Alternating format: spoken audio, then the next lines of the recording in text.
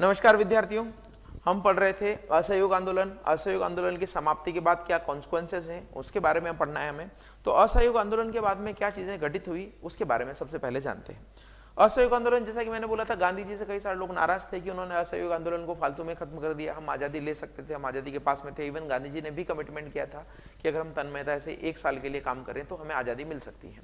लेकिन चोरा चोरी की घटना 5 फरवरी 1922 को हुई और उसके कारण गांधी जी ने असहयोग आंदोलन को वापस ले लिया। इससे कई लोग नाराज भी हुए। तो अब देखिए, यहां से 2-3 धड़े निकलते हैं। क्या धड़े निकलते हैं? असहयोग आंदोलन की समाप्ति के बाद में या नॉन कोऑपरेशन मूवमेंट जो था, असहयोग आंदोलन बोलेंगे, नॉन कोऑपरेशन मूवमेंट, इससे एक तो गांधी जी के समर्थक थे, गांधी जी के समर्थक थे।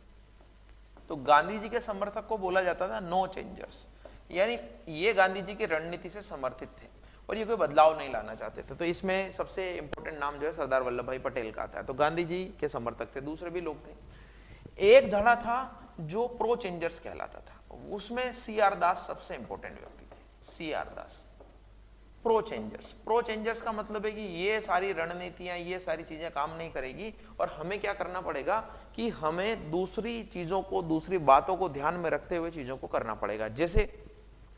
जैसे क्या करना पड़ेगा कि हमें चुनाव लड़ने पड़ेंगे, राजनीति में जाना पड़ेगा, विधायिका में जाकर अपनी बात सरकार तक पहुंचाना पड़ेगी, दूसरी चीजें करना पड़ेगी, सिर्फ अहिंसा से कुछ नहीं होगा। तो हमें संघर्ष की रणनीति बदलनी पड़ेगी। तो इसमें CR दास सबसे इंपॉर्टेंट है।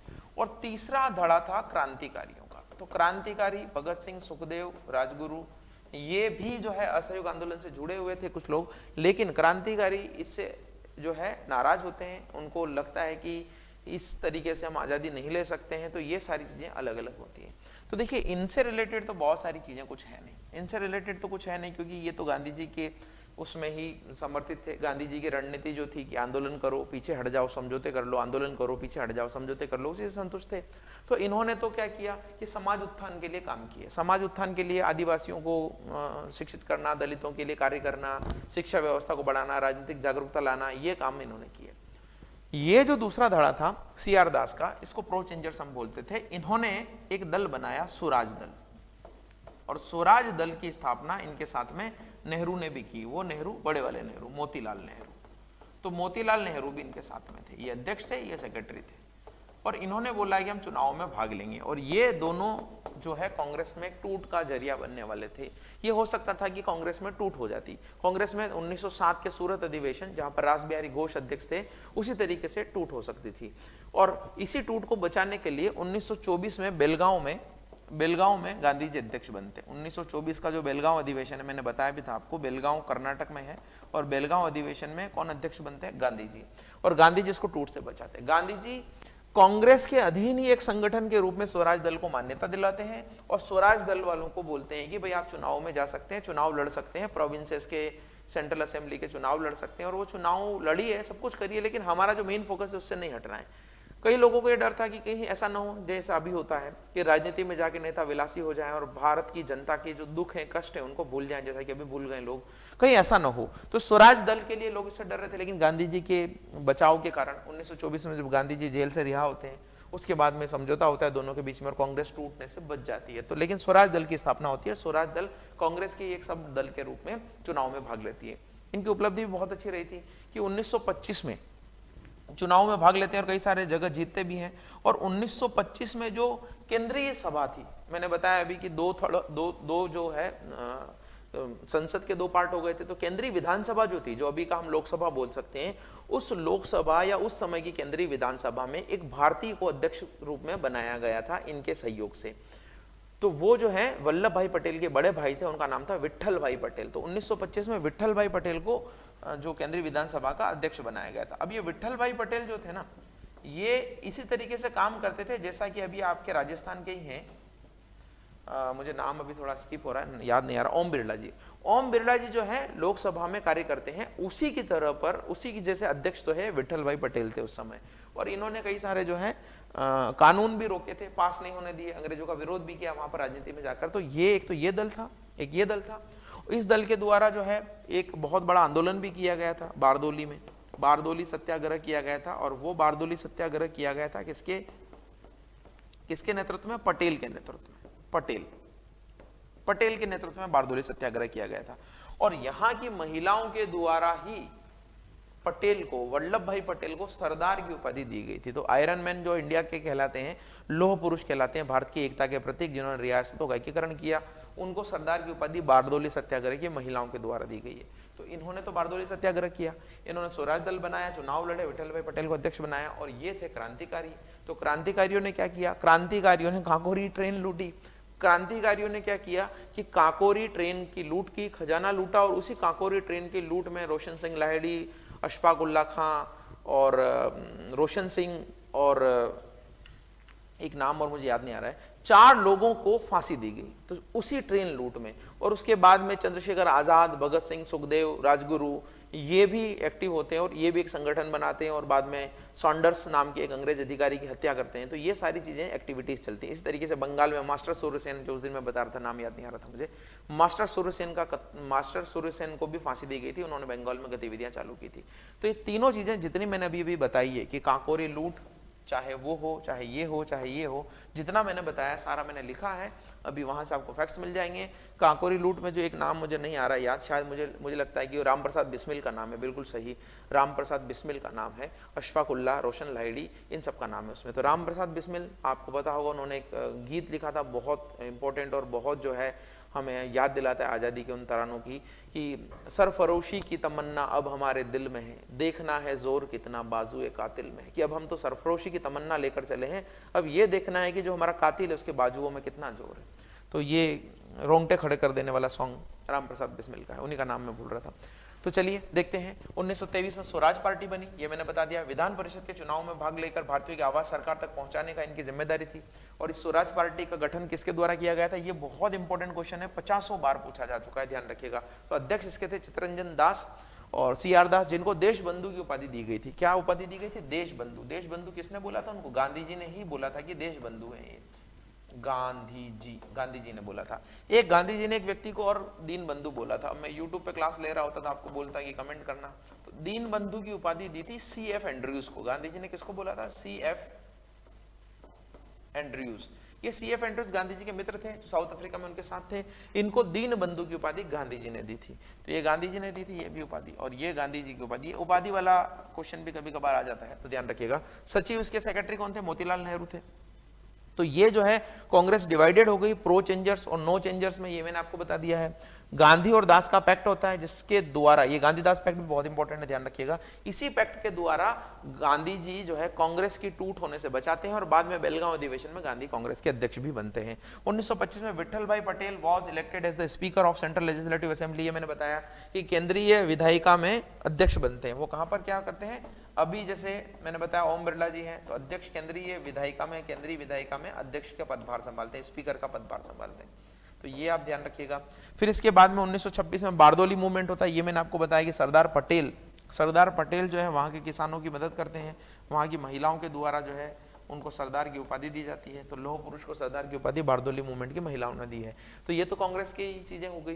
कांग्रेस ने क्या किया? नो चेंजर्स ने क्या किया? प्रो चेंजर्स ने क्या किया? क्रांतिकारियों ने क्या किया? तो क्रांतिकारियों का मैंने बताया, काकोरी लूट होती है। काकोरी लूट के बाद संगठन जो है बिखर जाता है। संगठन को वापस एकजुट करने का काम चंद्रशेखर आजाद करते हैं, और भगत सिंह, सुखदेव, राजगुरु भी उसमें शामिल होते हैं। और ये क्रांतिकारी का दूसरा पोर्शन मैं आपको बता रहा हूँ।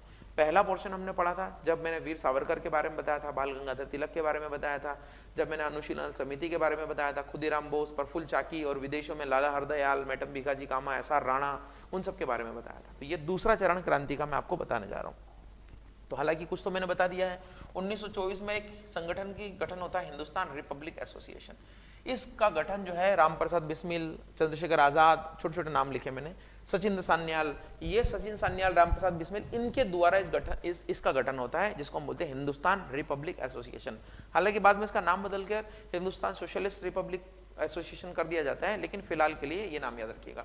ये जो है सरकारी खजाने को लूट कर हथियारों को इकट्ठा करने की योजना बनाते हैं, और अगस्त 1925 में, हाँ 9 अगस्त 1925 को काकोरी ट्रेन लूट करते हैं, लखनऊ के पास में है, और इसी में फांसी की सजा मिलती है अशफाक उल्ला खां, बिस्मिल, राजेंद्र लाहिड़ी और रोशन सिंह। तो रोशन सिंह, राजेंद्र लाहिड़ी, राम प्रसाद बिस्मिल, अशफाक उल्ला खां, इनको जो है सजाए मौत दी जाती है, फांसी की सजा दी जाती है। इससे हालांकि ऑर्गेनाइजेशन कम जोर होता है, लेकिन बाद में चंद्रशेखर आजाद के द्वारा एक नया नाम से इसी संगठन में एक सोशलिस्ट जोड़ दिया जाता है। ये पूरा वही है, हिंदुस्तान रिपब्लिक एसोसिएशन, बस यहाँ पर उन्होंने सोशलिस्ट वर्ड जोड़ दिया। अब ये सोशलिस्ट वर्ड जोड़ने का सिर्फ इतना नहीं है, ध्यान रखिएगा, सोशलिस्ट का मतलब होता है समाजवाद। और ये जो भगत सिंह हम बात कर रहे हैं, और भगत सिंह समाजवादी थे, वो क्या बोलते थे? समाजवाद का मतलब क्या? समाजवाद का मतलब है कि कोई भी गरीब, दबा कुचला, शोषित वर्ग ना हो। भगत सिंह की ये विचारधारा थी कि हम जो है अंग्रेजों से मुक्ति चाहते हैं, अंग्रेज चले जाएंगे तो आज उनकी कही बात ही सच हो रही है। भगत सिंह को अगर आप याद करते हैं, स्टेटस तो खूब लोग लगाते हैं, स्टेटस लगाने से कुछ नहीं होता। भगत सिंह ये कहते थे कि हम जो है पूंजीपतियों से आज़ादी कैसे दिला पाएंगे, हम जो शोषक वर्ग है उससे आज़ादी कैसे दिला पाएंगे। अंग्रेज चले जाएंगे तो राजा महाराजा आ जाएंगे, राजा महाराजा चले जाएंगे तो जमींदार आ जाएंगे, जमींदार आ जाएंगे चले जाएंगे तो सामंत आ जाएंगे, सामंत चले जाएंगे तो पूंजीपति आ जाएंगे, अंबानीज अडानीज राज करेंगे, गरीबों के पास खाने के लिए नहीं है और वो महल बनाए जा रहे हैं। तो कैसे एकजुटता आएगी, कैसे सिमिलरिटी आएगी? हालांकि एक आदर्श स्थिति सिमिलरिटी कभी हो नहीं सकती, कृष्ण के टाइम पर भी सिमिलरिटी नहीं थी, राम के टाइम पर भी सिमिलरिटी नहीं थी, लेकिन कंपैरेटिवली गरीब भी था खुश था, अमीर भी खुश था, और इस तरीके से शोषण नहीं हो रहा था। लेकिन अब जो दौर है, जो आएगा, उसमें हमें क्या करना पड़ेगा? हमें पूरे समाज को बदलना पड़ेगा, हमें समाजवाद लाना पड़ेगा, और यही सोशलिज्म की धारा है। तो चंद्रशेखर आजाद और ये सोशलिस्ट हो गए थे। चंद्रशेखर आजाद ने एक किताब भी लिखाई थी भगवती चरण वोहरा से। भगवती चरण वोहरा ने जो किताब लिखी थी उसका नाम था the philosophy of bomb, the philosophy of bomb. तो ये भगवती चरण वोहरा के द्वारा लिखी गई किताब थी जो चंद्रशेखर आजाद ने लिखाई थी। वो ये बताना चाह रहे थे कि हम जो बॉम्ब कर फेंकते हैं, गोलीबारी करते हैं, उसकी क्या फिलॉसफी, उसका क्या दर्शन है। और ये सारे बदल गए थे, क्रांतिकारी भी जो है कुछ समय बाद बदल गए थे। ये चाहते थे कि सिर्फ अंग्रेज को भारत से न भगाया जाए, हम सिर्फ अंग्रेजों को भारत से नहीं भगाना चाहते, हम संपूर्ण क्रांति करना चाहते हैं। और भगत सिंह जो है इस विचारधारा के सबसे पुरोधा थे। भगत सिंह सोचते थे कि ये चीजें होनी चाहिए, और वो बंदूक का भी उनका जो है मन थोड़ा कम हो गया था। क्रांति में उस तरीके से विश्वास करते थे, लेकिन सशस्त्र क्रांति की बजाय वो संपूर्ण क्रांति की बात करते थे, जहां भारत की जनता, हर एक जन जो है उसमें सहयोग करे। तो एक तरीके से इन्होंने क्रांति खत्म कर दी थी, लेकिन उनको हथियार उठाने पड़े वापस, क्योंकि लाला लाजपत राय जो थे उनकी मृत्यु हो गई थी अंग्रेज अधिकारियों के द्वारा उनके पीटे जाने से। तो अंग्रेज अधिकारियों ने जब लाला लाजपत की लाठियों से सुताई पिटाई कर दी थी, तो उन अंग्रेज अधिकारियों को सबक सिखाने के लिए भगत सिंह जो है वापस हथियार उठाते हैं। तो भगत सिंह, चंद्रशेखर आजाद, ये सारे जो है सेकंड जो है ऑर्गेनाइजेशन बनाते हैं। अब क्यों ऐसा हुआ? क्योंकि साइमन कमीशन भारत में आया था। आपको याद होगा 1919 का मॉन्टेग्यू चेम्सफोर्ड सुधार मैंने बताया था। उस 1919 के मॉन्टेग्यू चेम्सफोर्ड सुधार के बाद कहा गया था कि भारतीयों को जो हमने अधिकार दिए हैं, प्रांतों में द्वैध शासन की स्थापना की है, ये सारी चीजें की है, इसका रिव्यू 10 साल बाद किया जाएगा। 10 साल बाद ये देखा जाएगा कि क्या भारतीय इस कानून को जो बनाया गया उसको उत्तरदायित्व लेने के लिए, अधिकार लेने के लिए सक्षम है, क्या भारतीयों को और आगे अधिकार दिए जाएं। तो उसी रिव्यू करने के लिए साइमन कमीशन की घोषणा की गई। साइमन कमीशन को व्हाइट कमीशन भी बोला जाता है, क्योंकि इसके 7 सदस्य थे और 7 के 7 गोरे थे।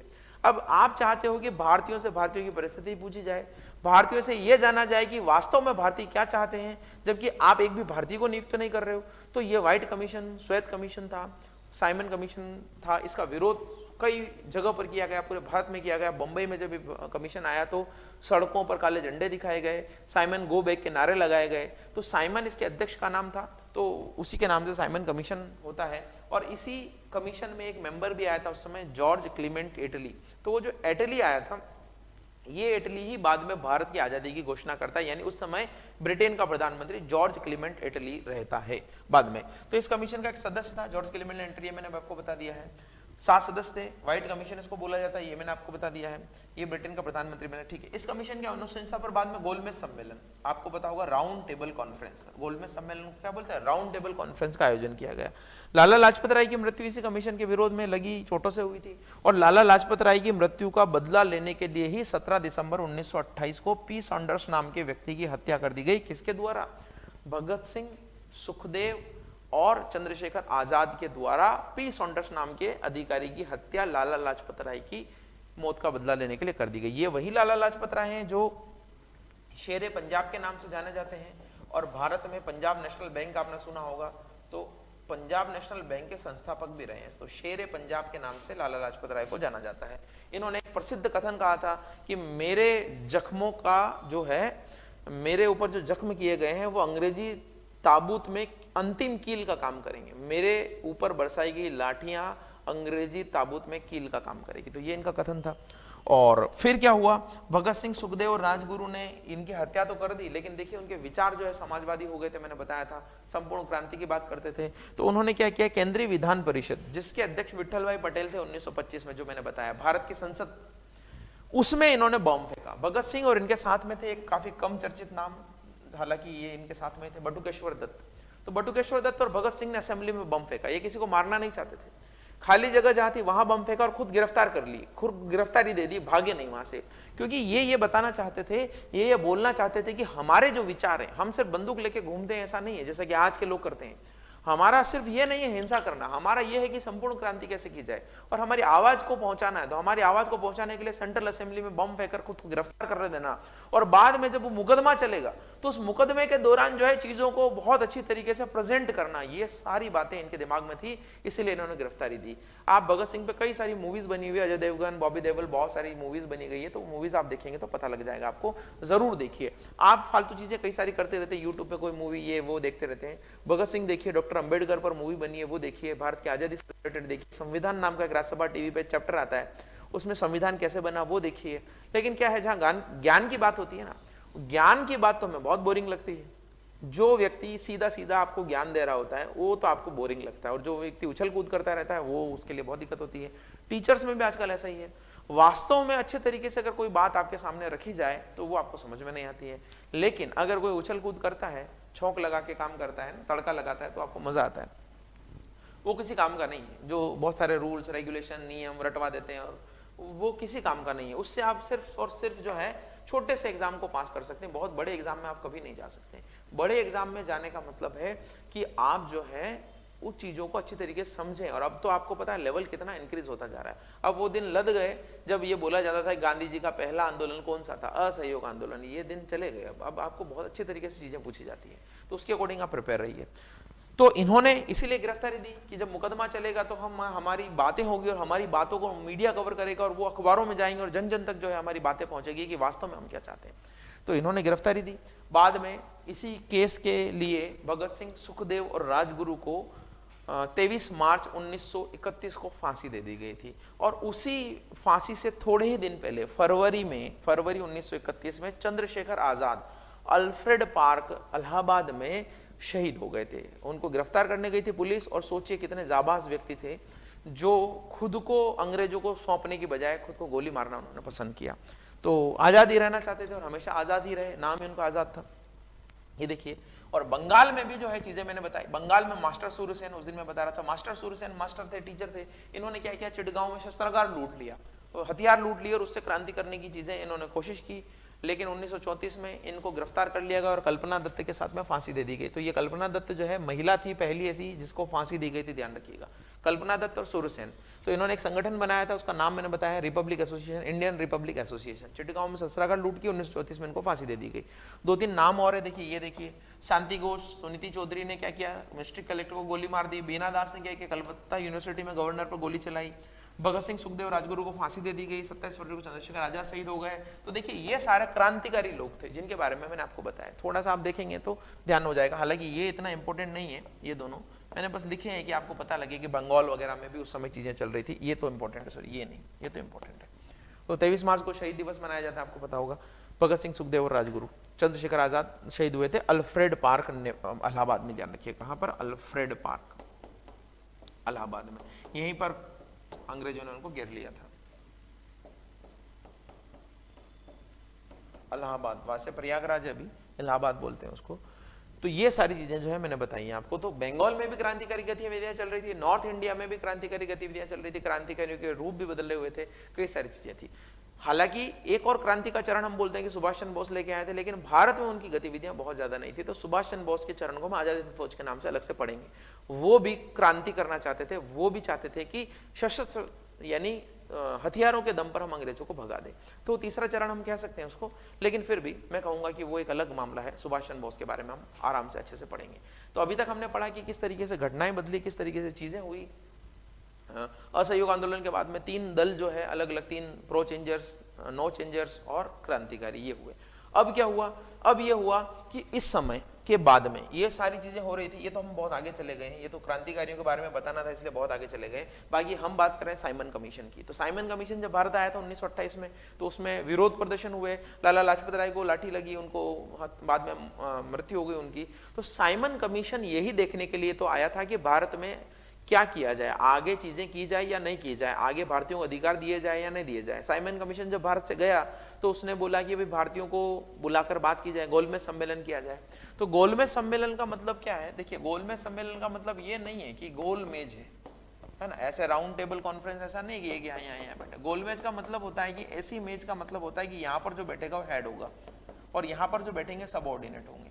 लेकिन गोलमेज में कोई भी हेड नहीं होता है, गोलमेज में सारे लोग बराबर होते हैं। सारे लोग बराबर का मतलब पहली बार भारतीयों को बराबर के लिए निमंत्रण दिया गया था कि बराबरी के लेवल पे बात करेंगे। तो गोलमेज सम्मेलन में जाना था, लेकिन चूंकि भारतीय तो स्वराज चाहते थे, वो ये चाहते थे कि गोलमेज सम्मेलन में जाएं लेकिन हमें स्वराज की प्राप्ति हो, हमें जो है आज़ादी दे दी जाए। चाहे आप एक तरीके से हमें कुछ मामले अंग्रेजों के पास में रहे, लेकिन हमें जो है हमारी इंटरनल आज़ादी पूरी दे दी जाए।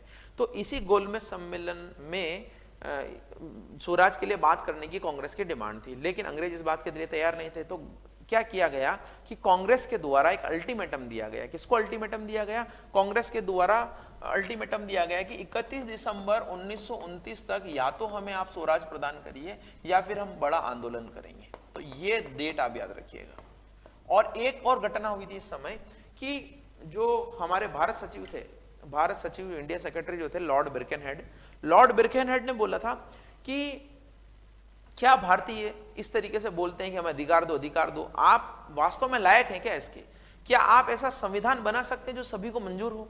तो वो चुनौती ली थी मोतीलाल नेहरू ने, और मोतीलाल नेहरू ने एक संविधान का प्रोफार्मा तैयार किया था, प्रारूप तैयार किया था, और उसमें उन्होंने मूल अधिकारों की बात की थी, यूनिवर्सल सफरेज की बात की थी, एडल्ट सफरेज की बात की थी, यानी वयस्क मताधिकार की बात की थी उन्होंने, और कई सारी चीज़ों की बात की थी। तो वो जो मोतीलाल नेहरू ने एक संविधान का खाका तैयार किया था, उसको नेहरू रिपोर्ट के नाम से बोला जाता है। और ये बोला गया कि नहीं, हम भारतीय सक्षम हैं, संविधान बना सकते हैं, सभी लोगों को मंजूर ऐसे संविधान बना सकते हैं। हालांकि मोहम्मद अली जिन्ना तब तक कट्टरपंथी हो गए थे और उन्होंने उसको एग्री नहीं किया था, क्योंकि उसमें अलग से वो जो है मुसलमानों के लिए कोई अलग से पृथक निर्वाचन की जो है मांग स्वीकार नहीं की गई थी कांग्रेस के द्वारा। लेकिन फिर भी मोतीलाल नेहरू के द्वारा जो संविधान का प्रारूप बनाया गया अंग्रेजों के लिए एक चुनौती था। और बाद में कांग्रेस ने अल्टीमेटम भी दिया कि भाई हमने संविधान, आपने बोला, बना के दिखा दिया, हमने जो है इसका प्रारूप बनाया है, इस तरीके से हम राज करेंगे, इस तरीके सबको जो है ये स्वीकार्य भी है मुस्लिम लीग को छोड़कर, तो हमें जो है आज़ादी के लिए आगे बात की जाए, स्वराज की बात की जाए। और ये अल्टीमेटम जो है दिया गया था, लेकिन ये अल्टीमेटम जब पूरा नहीं हुआ, उस समय कांग्रेस में क्या था, एक्चुअली युवा वर्ग बहुत हावी था, मोतीलाल नेहरू, सरदार पटेल के लोग जो थे। तो मोतीलाल नेहरू 1928 में कांग्रेस के अध्यक्ष थे, और 1928 के बाद में 1929 में भी मोतीलाल नेहरू ही अध्यक्ष बने थे। तो वो लोग हावी थे, और वो लोग ये चाहते थे कि किसी तरीके से भारत को जल्दी आज़ादी दिलाई जाए। तो थोड़ा गांधी जी पे भी प्रेशर था इन चीज़ों का। तो 2 साल की बजाय 1 साल अल्टीमेटम माना गया, और 1 साल बोला गया कि 1-1.5 साल में कांग्रेस जो है किसी तरीके से स्वराज प्राप्त कर ले और अंग्रेज सरकार उसको दे दे, नहीं तो बड़ा आंदोलन किया जाएगा। और इसी बड़े आंदोलन का नाम जो है सविनय अवज्ञा आंदोलन है। तो ये 2-3 चीज़ें यहाँ से निकल कर आती है। ये नेहरू रिपोर्ट के बारे में बात की, जो संविधान उन्होंने बनाने की बात की थी उसके बारे में मैंने बात की, और इस अल्टीमेटम के बारे में मैंने बात की। तो देखिए मैं लिख कर लेके आया हूँ आपके लिए। नेहरू रिपोर्ट अगस्त 1928 में जो है पब्लिश हुई थी, क्योंकि आपको पता होगा कि 1928 के शुरुआत में फरवरी में साइमन कमीशन आया था। जब साइमन कमीशन ने गोलमेज सम्मेलन की रिकमेंडेशन दी, तो बिरकेनहेड ने बोला कि भाई गोलमेज सम्मेलन में बुला तो ले, लेकिन क्या ये योग्य है क्या? तो इन्होंने जो है औपनिवेशिक स्वराज मांगा, केवल गवर्नर हो जो संवैधानिक प्रमुख हो, बाकी सारा चीजें हमें दे दो, केवल गवर्नर आपका रखो, बाकी सारी चीजें हमें दे दो। पूर्ण स्वतंत्रता अभी भी नहीं मांगी है, पूर्ण स्वतंत्रता तो ये अभी 1929 में मांगेंगे जब अल्टीमेटम खत्म होगा तब। तो मूल अधिकार का इन्होंने जिक्र किया, प्रत्यक्ष चुनाव, वयस्क मताधिकार, औपनिवेशिक स्वराज के प्रस्ताव को स्वीकार करने के लिए 31 दिसंबर 1929 का समय दिया। अब 31 दिसंबर 1919 का समय दिया, अब मानेंगे तो ठीक है, नहीं मानेंगे तो इनको क्या करेंगे, आंदोलन करेंगे। अब इरविन ने क्या बोला, लॉर्ड इरविन जो है उस समय वायसराय थे, और वायसराय थे तो इन्होंने क्या बोला कि गोलमेज सम्मेलन की घोषणा करी इन्होंने कि गोलमेज सम्मेलन हम करवा रहे हैं, आप आइए वहां पर, आपकी मांगों को देखा जाएगा। तो कांग्रेस ने उस समय क्या किया, कांग्रेस ने बोला कि आप स्वराज पे बात करोगे तो हम आएंगे, नहीं तो नहीं आएंगे। तो कांग्रेस की इस मांग को उस समय माना नहीं गया। कांग्रेस की और भी मांगे थी कि जितने भी कैदी हैं, राजनीतिक कैदी, उनको रिहा किया जाए, जितने भी मुकदमे वगैरह लगाए गए हैं उनको हटाया जाए, तो ही गोलमेज सम्मेलन में हम भाग लेंगे, जितनी भी प्रॉपर्टी जब्त की गई वापस दे दी जाए। तो इतनी सारी मांगे थी कांग्रेस की, वो मानी नहीं गई। तो मानी नहीं गई तो देखिए, ये 2 नवंबर 1903 को दिल्ली घोषणा की थी सभी प्रमुख नेताओं ने। क्या बोला था कि हमें औपनिवेशिक स्वराज दे दो, राजनीतिक बंदियों की रिहाई कर दो, गोलमेज में कांग्रेस का बहुमत हो। ये सारी बातें की थी कि गोलमेज सम्मेलन में भाग लेने के लिए कांग्रेस का हमारे पास में बहुमत होना चाहिए, यानी कांग्रेस के ज्यादा लोग होने चाहिए। तो ये उन्होंने बात की, लेकिन ऐसा हुआ नहीं। और ऐसा हुआ नहीं और ये बातें नहीं मानी तो देखिए अल्टीमेटम खत्म होने वाला था। अल्टीमेटम खत्म होता 31 दिसंबर को। कांग्रेस वाले कितने सीधे थे कि रात को 12 बजे तक इंतजार किया, और रात को 12 बजे रावी नदी के किनारे लाहौर में अधिवेशन हुआ। इस अधिवेशन के अध्यक्ष, ध्यान रखिएगा, जवाहरलाल नेहरू थे, और ये बहुत इंपॉर्टेंट अधिवेशन है। इस अधिवेशन में ही पूर्ण स्वराज का प्रस्ताव पास किया गया। कांग्रेस इस बात से कभी पीछे नहीं हटी। फिर कांग्रेस ने हमेशा ये बोला कि हमें जो है पूर्ण स्वतंत्रता चाहिए, और पूर्ण स्वतंत्रता का जो है उसी के लिए हम आंदोलन करेंगे। अब तो उसी के लिए आंदोलन के लिए शुरुआत ये की गई कि चूंकि 31 दिसंबर थी तो ये बोला गया कि अगले 25 दिनों बाद यानी 26 जनवरी 1930 को पूरे भारत में आज़ादी मनाई जाएगी। पूरे भारत में आज़ादी के लिए अलग अलग सभाएं की जाएगी, चीज़ें की जाएगी, और उसी के लिए 26 जनवरी 1930 को भारत में आज़ादी की घोषणा का प्रारूप पढ़ा गया। कई जगह सभाएं हुई, प्रार्थनाएं हुई। वो सारी चीज़ें ही याद रखने के लिए 26 जनवरी 1950 को हमारा संविधान लागू किया गया था। तो ये पूर्ण स्वराज का प्रस्ताव जो है कांग्रेस के लाहौर अधिवेशन में पास किया गया। और जो आंदोलन चलाने की बात मैं बोल रहा हूँ, तो आंदोलन गांधी जी को चलाना था। अब चूंकि गांधी जी को आंदोलन चलाना था तो कुछ ऐसा आंदोलन होना चाहिए था। कैसा आंदोलन होना चाहिए था? जो ऐसे मुद्दे पर हो जिससे जनता जुड़ जाए, क्योंकि पहले असहयोग आंदोलन थोड़ा फेल्यूर हो गया था। तो गांधी जी ने ऐसा मुद्दा ढूंढा कि क्या है जिससे जनसाधारण जुड़ जाए। तो जनसाधारण को जोड़ने के लिए गांधी जी ने क्या किया कि नमक एक ऐसी चीज उनको लगती थी जो मतलब उस पर भी टैक्स लगता था। नमक पर हालांकि अभी भी टैक्स लगता है, आपको पता नहीं होगा, नमक पे अभी भी टैक्स लगता है। तो उस समय जो है नमक पर कर खत्म करने के लिए, नमक तो हमारी साधारण जरूरत है, उस पर भी आप कर लगा रहे हो, ये तो रोज खाने में काम आता है। तो नमक बनाया नहीं जा सकता था, समुद्र वगैरह में लोग नमक नहीं बना सकते थे फ्रीली, और उस पर टैक्स देना पड़ता था। तो गांधी जी ने वो मुद्दा उठाया, और इस नमक के मुद्दे को हाइपर करने के लिए, माहौल बनाने के लिए गांधी जी ने साबरमती आश्रम से दांडी की यात्रा की। दांडी गुजरात में एक तट है, वहां पर उन्होंने यात्रा की, और 76 फॉलोवर के साथ में जो है वहां पर गए। 290 माइल जो है दूर था, 370 किलोमीटर दूर था वो, और वहां पर पग यात्रा करते हुए गए गांधी जी। 370 किलोमीटर, सोचिए, अभी का कोई नेता जो है इस तरीके का साहस नहीं कर सकता। आडवाणी जी ने भी रथ यात्रा निकाली थी, रथ में बैठ गए, रथ का नाम हो गया, धार्मिक जो है वो नारा हो गया, लेकिन पैदल यात्रा कर लेते। पैदल यात्रा नहीं कर सकता कोई अभी, क्योंकि छाले हो जाएंगे। तो गांधी जी उस समय पैदल यात्रा के लिए जाते हैं, और जहां जहां जाते हैं गाँव में उनके साथ भीड़ जुटती जाती है। निकले तो कुछ 70-80 लोगों के साथ में थे, लेकिन बाद में जो है भीड़ जुटती जाती है। और दांडी में वो 12 अप्रैल को नमक बनाकर नमक कानून तोड़ते हैं। और तोड़ते हैं, कानून तोड़ते हैं, मैंने क्या बोला था, सविनय अवज्ञा आंदोलन है। यानी पहले तो हम इस्तीफे दे रहे थे, पहले तो हम स्वदेशी की बहिष्कार की बातें कर रहे थे, पहले तो हम ये बोल रहे थे कि हम आपके साथ कोऑपरेशन नहीं करेंगे, लेकिन अब हम जो है अवज्ञा करेंगे। अब हम सिविल डिसओबीडियंस यानी सविनय अवज्ञा करेंगे, अब हम कानून तोड़ेंगे। तो कानून तोड़कर गांधी जी ने एक तीर से 2 निशाने साध दिए, जनता को भी जोड़ लिया और सविनय अवज्ञा आंदोलन भी चालू कर दिया। तो नमक बनाया उन्होंने, और उन्होंने बोला कि ठीक है, आपको गिरफ्तार करना है, गिरफ्तार कर लीजिए। तो सविनय अवज्ञा आंदोलन की शुरुआत जो है दांडी मार्च से होती है। तो ये सारी चीजें जो है मैंने आपको बताई। तो ये दांडी मार्च 12 मार्च 1930 को चालू हुआ, 6 अप्रैल को, मैंने 12 अप्रैल बोला था अभी, 6 अप्रैल 1930 को जो है यहाँ पर 78 लोगों के साथ में गांधी जी ने 240 मील यानी 370-90 किलोमीटर होता है करीब, उतनी यात्रा की थी। 1.6 से मल्टीप्लाई कर दीजिए, मील का मतलब यही होता है।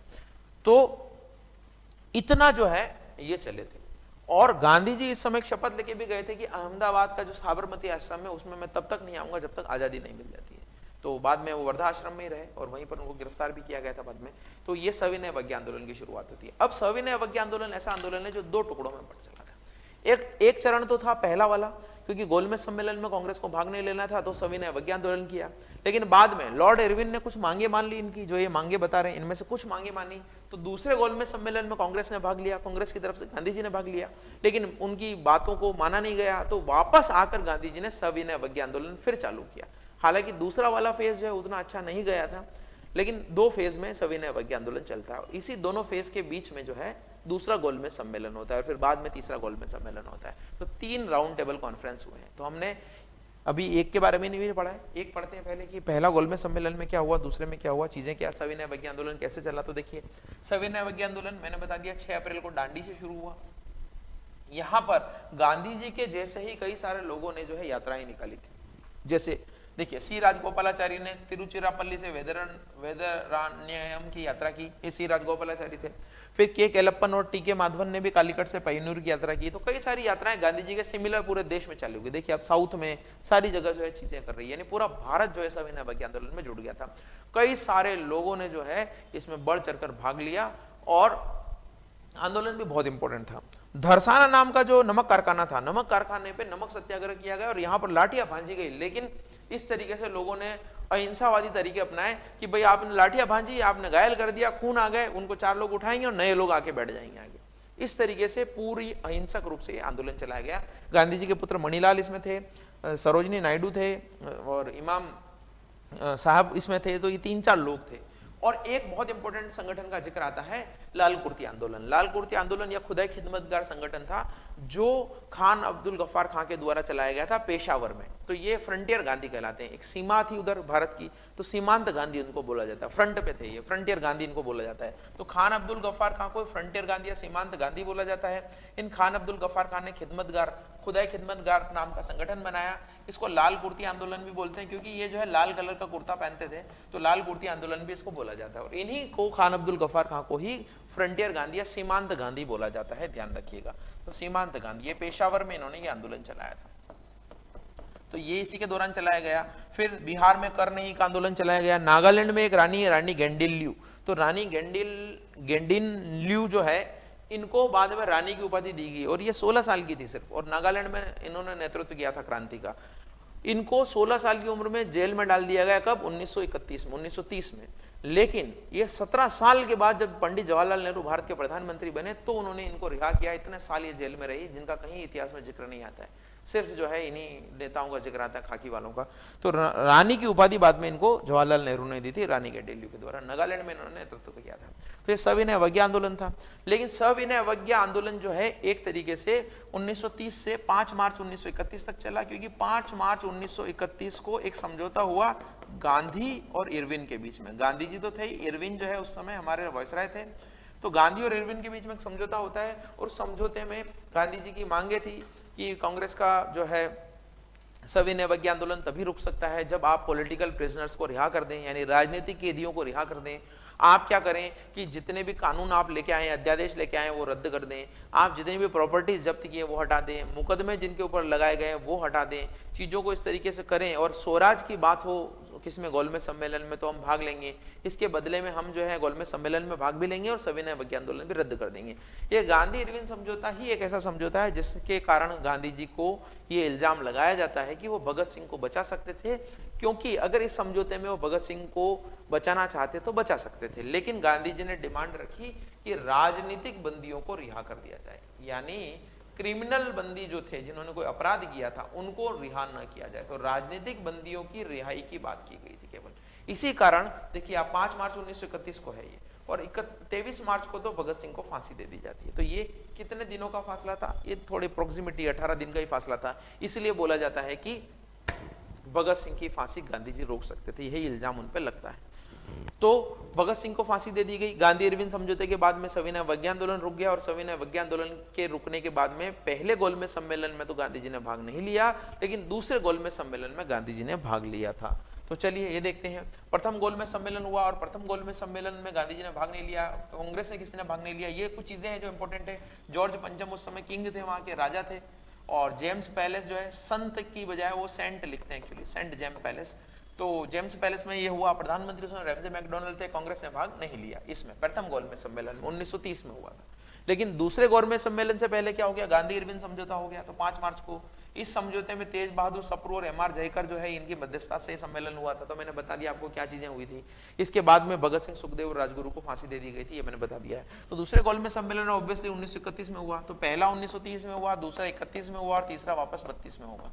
ये 3 गोलमेज सम्मेलन होंगे। तो गांधी जी गए राजपुताना नामक जहाज में बैठकर, उनके साथ में कई सारे लोग गए, वहां पर सम्मेलन में भाग लेते हैं, लेकिन उनकी मांगों पर तो कोई विचार नहीं किया जाता है।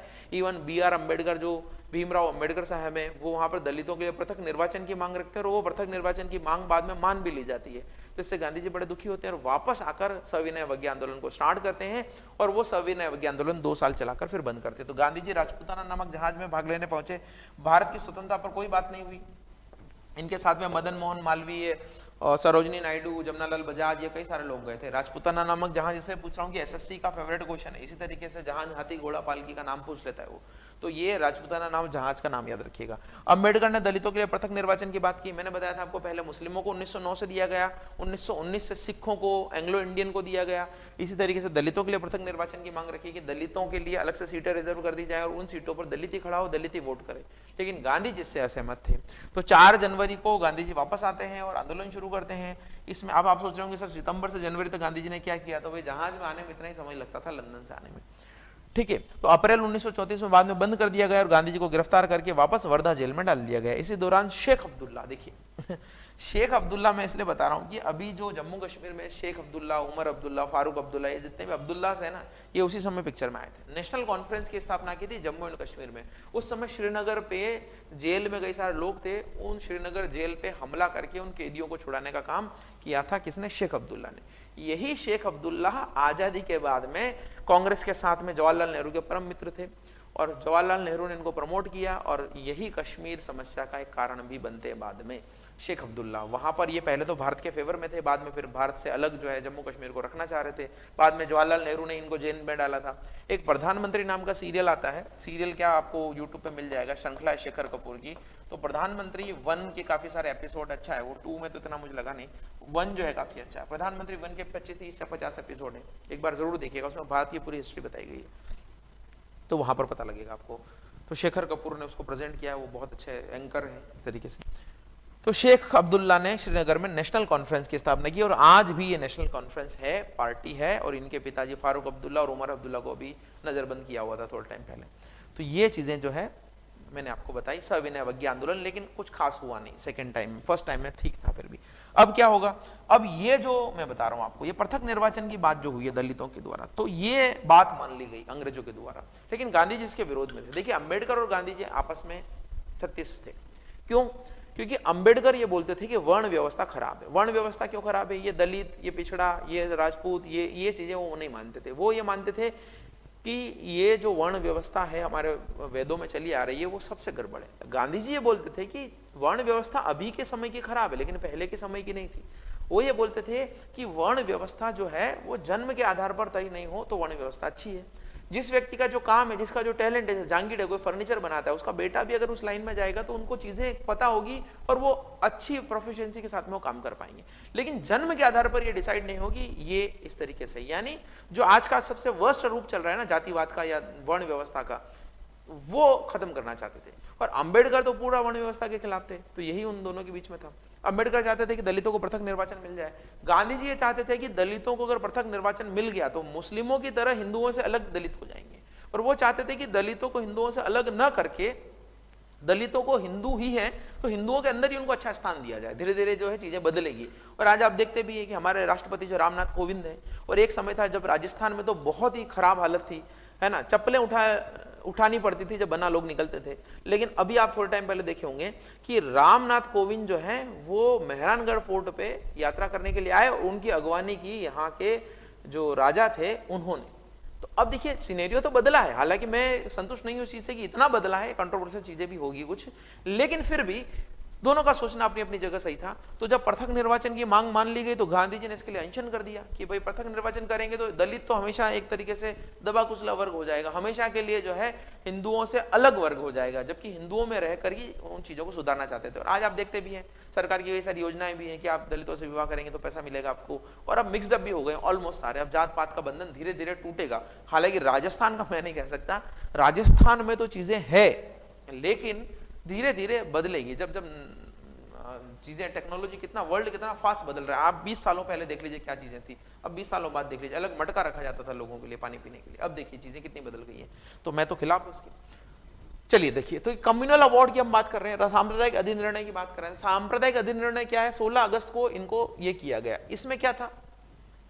सेपरेट, सेपरेट, ये स्पेलिंग कुछ गड़बड़ है, यहाँ इमेज ली थी मैंने। तो सेपरेट इलेक्टोरेट फॉर दलितों के लिए सेपरेट इलेक्टोरेट यानी पृथक निर्वाचन की बात की गई और ये बोला गया कि इसमें पृथक निर्वाचन दे दिया जाएगा। अब पृथक निर्वाचन दे दिया जाएगा तो मैंने बोला था गांधी जी और अंबेडकर आमने सामने हो गए, लेकिन बाद में गांधी जी और अंबेडकर में समझौता हुआ और पृथक निर्वाचन की बजाय सेंट्रल असेंबली में और कई सारे प्रांतों में दलितों के लिए आरक्षण की व्यवस्था की गई। वो आरक्षण की व्यवस्था अभी भी है कि दलितों के लिए कुछ स्थान फिक्स होंगे लेकिन वोट दलित नहीं करेंगे, उसमें खड़े दलित हो पाएंगे। तो पृथक निर्वाचन की व्यवस्था को आरक्षण की व्यवस्था में बदल दिया गया उस समय। ये पूना पैक्ट हुआ था उस समय। ये पूना पैक्ट आप याद रखिएगा, बहुत इंपॉर्टेंट पैक्ट है पूना पैक्ट। और पूना पैक्ट के कारण ही गांधी जी और अंबेडकर में समझौता हुआ था। तो ये गांधी जी और अंबेडकर के बीच में हुआ 25 सितंबर 1932 को। ये 25 सितंबर 1932 को। फिर इसके बाद से गांधी जी ने जो कमिटमेंट किया था कि दलितों को हिंदुओं के भीतर ही जो है स्थान दिया जाए और उनको हिंदुओं के भीतर ही जो है अच्छी जगह दी जाए, तो उन्होंने उसके बाद में अस्पृश्यता के खिलाफ दलितों के लिए काम करना चालू कर दिया और उन्होंने ही दलितों को हरिजन नाम दिया था। ये हरि के जन है, तो यानी विष्णु के जन है ये, और हरिजन नाम उन्होंने दिया और बाद में उन्हीं के लिए काम किया। हरिजन पत्रिका निकाली, हरिजन अखबार निकाला, एक संगठन भी बनाया और कई सारी चीजें जो है उन्होंने की।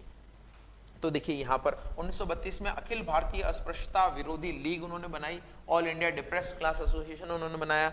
बाद में इसका नाम बदलकर हरिजन सेवक संघ कर दिया। इसके लिए काम भी किया उन्होंने, भूख हड़ताल भी की थी। ये समझौता होने से पहले गांधी जी ने बहुत दिनों तक भूख हड़ताल की थी। आप अंबेडकर मूवी अगर देखेंगे, जब्बार सिंह ने डायरेक्ट की है, यूट्यूब पे 3 एपिसोड में पड़ी है, जरूर देखिए, उसमें आपको पता लगेगा।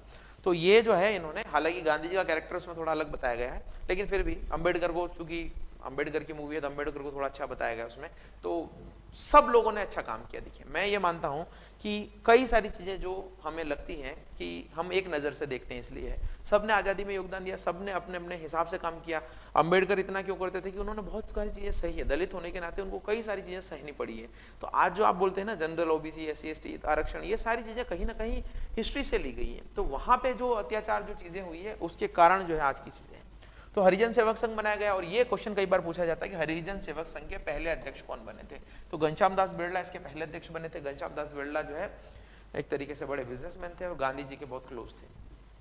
तो ये 1932 अखिल भारतीय अस्पृश्यता विरोधी लीग नाम बदलकर हरिजन सेवक संघ कर दिया गया। बाद में तीसरा गोलमेज सम्मेलन हुआ, लेकिन गांधी जी तो आंदोलन में व्यस्त थे, गांधी जी गए नहीं, उसमें किसी ने भाग नहीं लिया।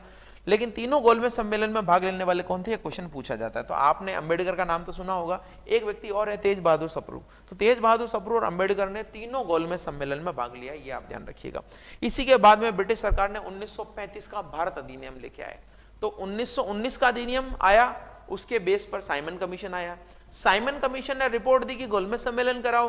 गोलमेज सम्मेलन से ये चीजें निकल के आई और गोलमेज सम्मेलन में ये बात हुई कि 1935 का अधिनियम लेके आया जाए जिसमें भारतीयों को कुछ और अधिकार दिए जाएं। और 1935 का अधिनियम भारत में आने वाला अंतिम अधिनियम है और ये हमारे संविधान का एक मेजर सोर्स भी है। यहाँ से हमने कई सारे प्रावधान भी लिए गए हैं। तो ये कई सारी चीजें मैंने आपको बताई। अब हमारे पास में 1935 का एक अधिनियम है और उसके बाद में हमारा अंतिम चरण है आजादी की लड़ाई के लिए, जिसमें द्वितीय विश्व युद्ध के दौरान सुभाष चंद्र बोस भी अपनी तरीके से आजादी पाने की कोशिश करेंगे। द्वितीय विश्व युद्ध के दौरान कांग्रेस अलग तरीके से आजादी पाने की कोशिश करेंगे और गांधी जी और नेहरू जी जो है उस तरीके से अलग तरीके से वो कोशिश करेंगे कि भारत छोड़ो आंदोलन की शुरुआत हो जाए।